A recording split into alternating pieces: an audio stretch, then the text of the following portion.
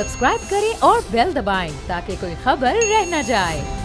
असद रऊफ हमारे हमारे बड़े मशहूर अंपायर, ये बड़ी अफसोसनाक खबर है, बड़ी सैड खबर है। मेरा दिल टूटा जब मैंने आज सुबह ये खबर देखी और अपनी टीम की रिपोर्ट देखी कि हमारे टैलेंट बहुत, कदर नहीं। असद रऊफ किसी तारुफ के मोहताज नहीं है, पाकिस्तान के बहुत बड़े अंपायर हैं, अच्छा, क्रिकेट के दिलदादा हैं, लेकिन सैडली आजकल वो एक लुंडे की दुकान पे काम कर रहे हैं। नहीं तला यहाँ इसको चीज को करेक्ट करवा लें। हाँ। और वो असद साहब इसीलिए आए हैं स्पेशली ये करेक्ट करने के लिए कि ये उनका फैमिली बिजनेस है। फैमिली बिजनेस और वो जब एम्पायर थे तब भी वो यही बिजनेस कर रहे थे और ये बड़ा बिजनेस है, कोई छोटा बिजनेस नहीं है। ये बिल्कुल ये इंपोर्ट एक्सपोर्ट से भी रिलेटेड है। मेरे ख्याल में अगर वो खुद ही इसकी वजाहत करेंगे ज्यादा अच्छा रहेगा, क्योंकि सोशल मीडिया के ऊपर जो पहलू दिखाया जा रहा है वो गलत है, बिल्कुल ये अलग तरीके से दिखाया जा रहा है, बिल्कुल गलत है। और ये अच्छा, ये उन्होंने बेसिकली जब गोल्डन हैंडशेक लिया था 57 इयर्स की एज में, उन्होंने क्लियरली वाजे किया है कि उस वक्त गोल्डन हैंडशेक लेने के बाद इन्होंने ये अपना कारोबार शुरू किया। और जब ये एम्पायर एज एम्पायर काम कर रहे थे पाकिस्तान के लिए, आईसीसी के लिए, तब भी ये बिजनेस ये रन करते थे। इनको शौक है इस चीज का और इसको कंटिन्यू कर रहे हैं। सोशल मीडिया में जो भी अफवाहें उड़ाई जा रही हैं वो बेसिकली स्क्रैप का बिजनेस भी आप इसे कह सकते हैं। आप इसे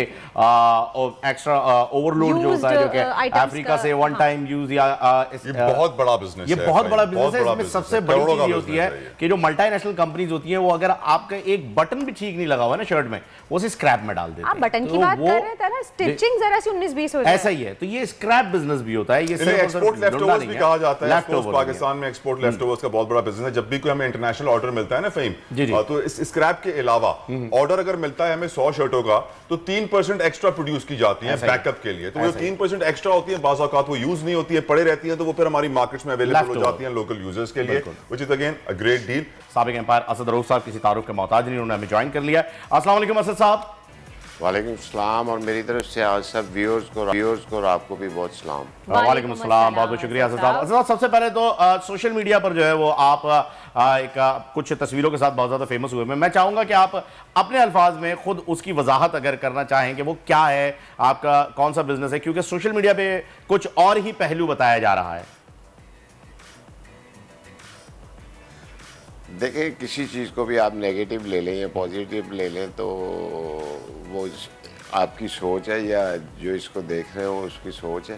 तो ये तो मेरा बिज़नेस बहुत पुराना है, ये 35 इयर्स इसको हो गए। और मैंने असल में अपना बिज़नेस व्लॉग वायरल जब हुआ तो लोगों ने समझा पता नहीं असद रऊफ अंपायरिंग की दुनिया से हट के तो ये कोई लंडे की रेडी लगा ली है। तो ये मैं कॉन्सेप्ट ख़त्म करना चाह रहा हूँ आपके ज़रिए कि ऐसी कोई बात नहीं है। ये एक बिज़नेस है, बहुत अच्छा बिज़नेस है, पाकिस्तान की सबसे बड़ी इंपोर्ट है यूज़ क्लोथिंग। एंड अब इसको लंडे का काम कह लें या यूज़ क्लोथिंग बिज़नेस कह लें, इसमें पाकिस्तान के बहुत बड़े लोग इन्वॉल्व हैं, बहुत बड़े इंपोर्टर हैं। अपना मेमन अजरा जो इसको इंपोर्ट करते हैं वो बहुत बड़े लेवल पे, और ये दुनिया में बहुत बड़े लेवल पे काम करें, इसको स्टडी करें ना, तो उसके बाद मेरे से बात करें तो फिर मैं उसका जवाब दे सकता हूँ। सही। अच्छा असद साहब, ये बताइएगा कि 15 साल माशाल्लाह से आपने एम्पायरिंग की, अपनी एक उंगली के इशारे पे आपने लोगों को जो है वो पवेलियन की राह दिखाई है। आप ये बताइए कि आप गोल्डन हैंडशेक आपने बताया कि आपने लिया था, उसके बाद आपने बिजनेस शुरू किया, लेकिन आप प्रॉपर अपनी रिटायरमेंट अनाउंस नहीं कर पाए, शायद जिसकी वजह से इस तरह की खबरें जो हैं वो गर्दिश कर रही हैं। तो वजह बताएंगे कि आप प्रॉपर रिटायरमेंट अपनी क्यों नहीं अनाउंस कर सके?